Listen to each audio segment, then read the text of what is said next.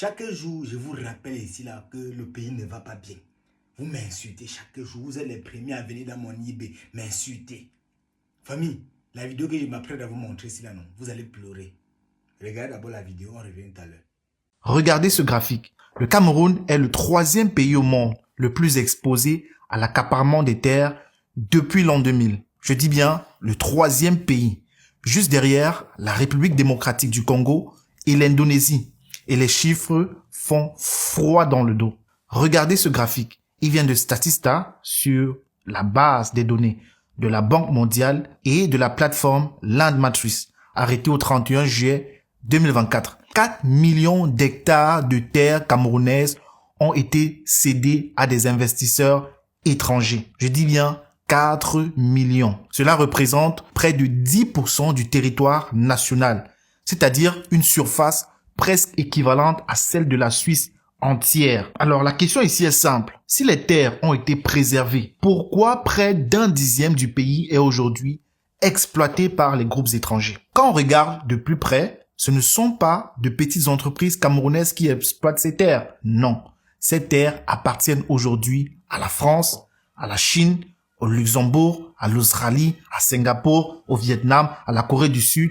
Bref, la liste est longue. Alors, je n'ai jamais vu un tribaliste s'offusquer de cela. Chose très surprenante d'ailleurs. Ils savent sur qui ils peuvent se rabattre. Les multinationales qui exploitent nos sous-sols, nos forêts, nos minerais. Tout cela sous couvert de développement ou encore de coopération économique. Alors, on va prendre quelques exemples concrets. Le groupe français Rougier, par exemple, a longtemps exploité plus de 600 000 hectares de forêt au Cameroun dans le cadre des unités forestières d'aménagement qui ont été attribuées pour 15 ans renouvelables. La société Palisco, également détenue par des intérêts français, gère environ 390 000 hectares de terre. La société Wichma, d'origine néerlandaise et belge, contrôle aujourd'hui plus de 300 000 hectares de forêt tropicale. Au total, près de la moitié de ces concessions forestières du Cameroun sont ou ont été exploitées entre les mains des groupes étrangers et majoritairement français. Ça, ce n'est qu'un seul secteur. Allons dans l'agriculture. La situation là-bas est encore plus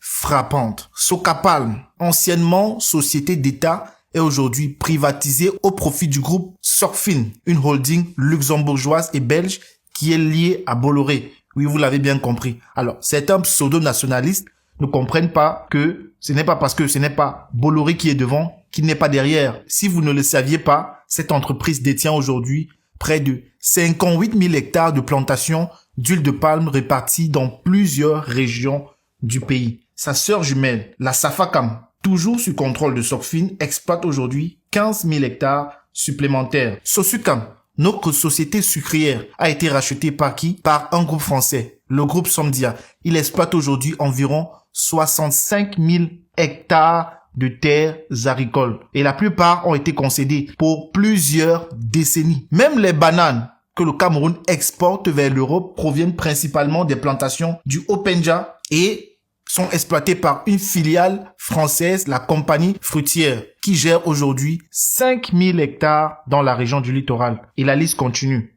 Dans le sud également, le géant Evecam et sa filiale Sudcam sont passés sous contrôle du groupe chinois Sinochem via Singapour. Ensemble, ils exploitent aujourd'hui près de, tenez-vous tranquille, 100 000 hectares de plantations d'EVA, soit 2 fois la superficie d'une ville comme Yaoundé. Ces concessions ne sont pas des ventes, ce sont des baux amphithéotiques. Alors, beau ici est le pluriel de bail, un bail amphithéotique étant un contrat de location de très longue durée qui peut aller jusqu'à 100 ans. C'est-à-dire que pendant un siècle, on exploite vos terres. Donc, pendant plus de 100 ans, les terres du Cameroun et ce qui se trouve à l'intérieur dans le sous-sol ne vous appartient plus. Et quand on parle de cession symbolique, on ne parle pas que de la durée, mais aussi du prix. Quel est le coût de tout cela? Prenons le cas de Heracles Farms, une société américaine dont le cas est particulièrement emblématique. En 2009, cette entreprise a obtenu un bail de 99 ans sur 73 000 hectares dans le sud-ouest du Cameroun pour y planter du palmier à huile. Savez-vous combien ils payent aux Camerounais pour cela? Moins d'un dollar par hectare. Il y a eu des protestations, certes, et la concession a été réduite à 19 000 hectares, mais le principal reste que nos terres publiques ont été louées presque gratuitement Ceci pour un siècle. Et c'est la même chose à Nangaïbogo. On a loué les terres des Camerounais pour plus d'un siècle aux Chinois, avec un droit exclusif d'exploitation sur 632 millions de tonnes de minerais, moyennant une redevance dérisoire de 3,69 $ par tonne. Le gisement de fer de la Lobé à Kribi a été concédé pour 50 ans aux Chinois. Le gisement de bauxite dans la Damawa, pour un minimum de 20 ans, a été concédé aux entreprises australiennes. Alors, je vais m'arrêter là. Pour ceux qui s'intéressent, vous pouvez trouver le document complet dans ma... Vous avez vu la position que notre pays occupe. Je vous dis ici chaque jour que le pays, ça ne va pas au pays. Le pays est tellement endetté.